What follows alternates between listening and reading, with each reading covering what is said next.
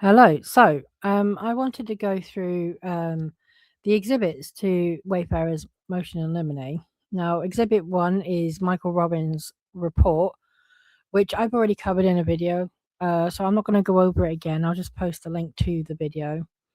Exhibit 2, I'm going to do at the end. It's a portion of Robbins's deposition testimony. Now, I've done his deposition excerpts that have been unsealed.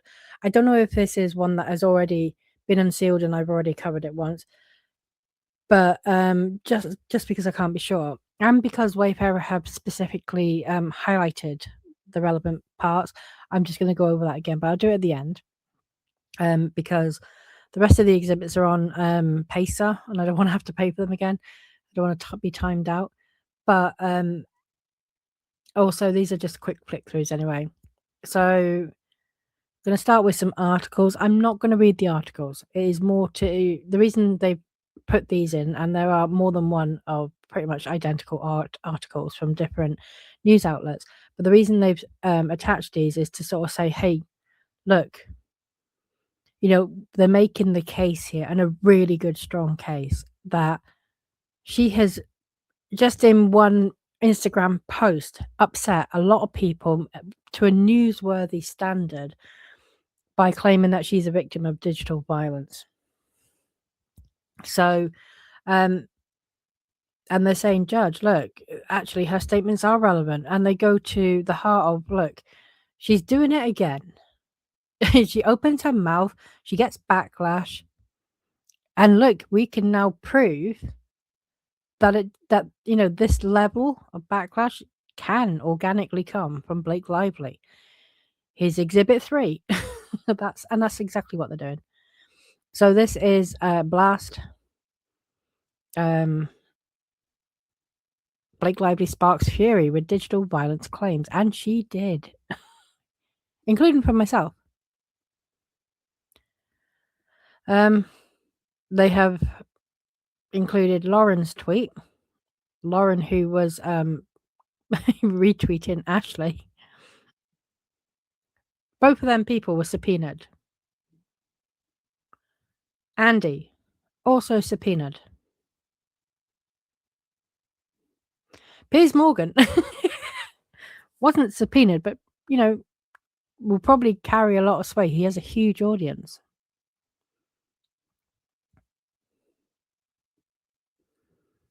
Okay, so Exhibit 4, again, Lively's claims of digital violence sparks fury from YouTubers she subpoenaed for their bank records, who say actress terrorized them and threatened their livelihoods. Yes, I can attest to that. Absolutely. The hypocrisy was just absolutely mental, to be honest. And I did my own post. The only digital violence that took place through this entire shit show sham lawsuit that you filed was you filing subpoenas with social media companies to intimidate over 100 content creators under the false allegation that they had conspired with Wayfarer to smear you with your own self-inflicted reputation for being a narcissist who can't handle the simple fact that people didn't like you or your ferret-faced husband. Please don't speak out on behalf of women who've genuinely experienced gender-based violence when you were content to pay your spineless attorneys to subpoena a bunch of us. Say nothing. You have no idea what it's like to be abused, and until yesterday, I doubt you'd ever even been told no. I'm sure I speak for many people when I say I find you disgusting. And although it says that it's posted on the 4th of April, technically that's my time.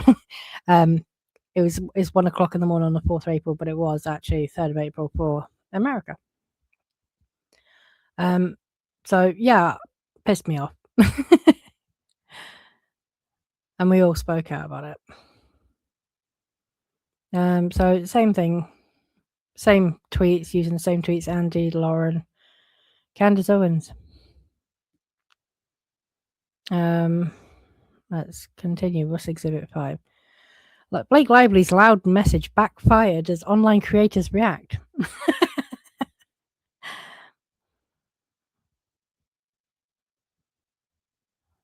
There you go.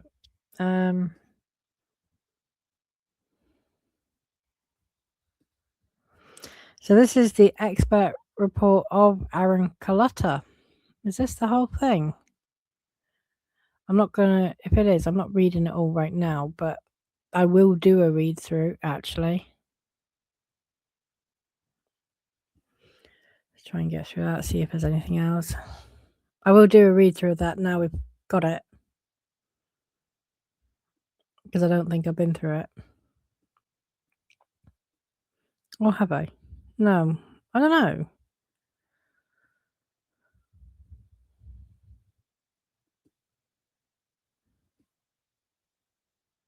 Yeah, no, I have not been through this report, so I think I will do that.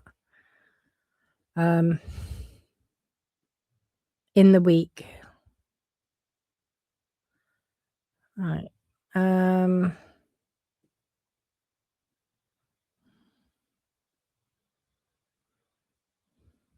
Is there anything else?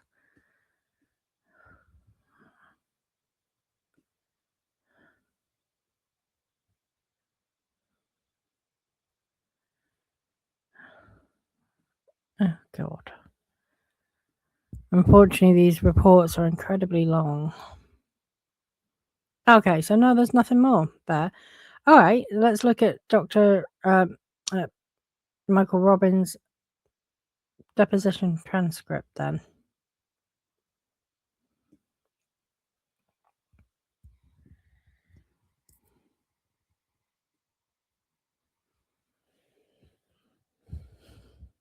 Okay, so this was taken on November 24th. Partway through an answer. Question. I don't know who's questioning. Oh, is it Zeldin is questioning. So Zeldin, Kim Zeldin for Wayfarer. We've got Stephanie Rosa, who's representing Lively, objecting. Zeldin, what other industries does it exist in? Not sure what they're talking about here. So it could also exist in music, which is related and to a lesser degree in fashion, which is sort of related, and that's about it. And with respect to lawyers, no. And with respect to electricians, no. Zeldin, okay. But you think there's something unique about music, fashion, and movies and television, correct? Yes. Do you think it's harder to recover from reputational damage? Correct? Objection. Harder to recover. Zeldin, what is your opinion with respect to why don't you try to articulate it? Because I'm having a hard time with it. And then Robbins, sure. So that, unlike other industries in the entertainment industry, there are people who, because of either great influence or power or money, can either destroy people's careers or can attempt to destroy people's careers. And that does not exist otherwise. And so examples are, of course, Weinstein, Zeldin. Right. And you give the example of Weinstein. Are you analogizing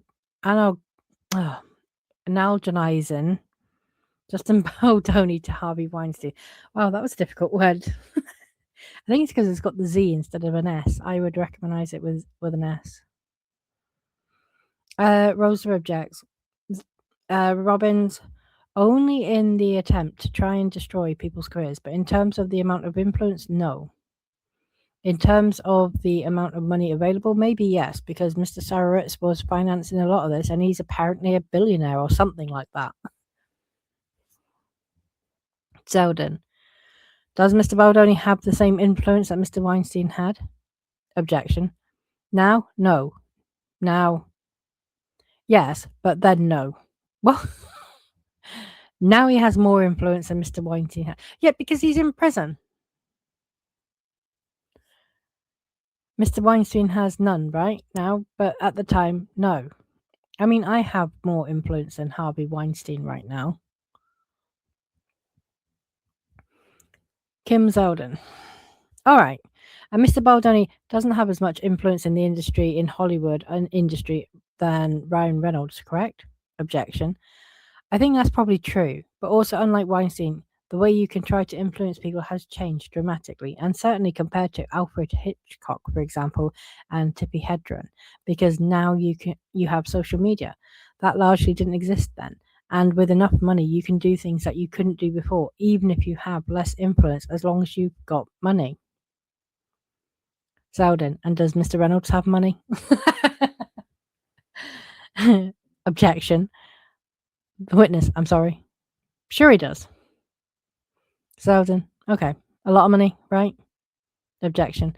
I don't know details, but a lot of money. I'm going to continue. Selden. All right. After the film wrapped, Lively told Sony that she would not agree to promote the film unless she was permitted to participate in the edit. Isn't that right? And then he answers, or something to that effect, yes. I want to read his entire deposition. Like, he was such a combative witness. I would have lost my shit if I was in the room with him, honestly. I don't know how Wayfarer held it together.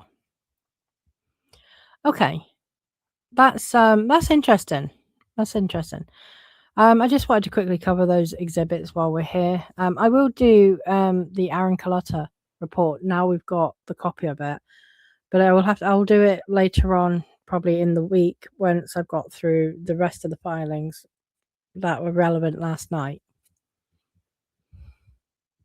All right, guys, thanks.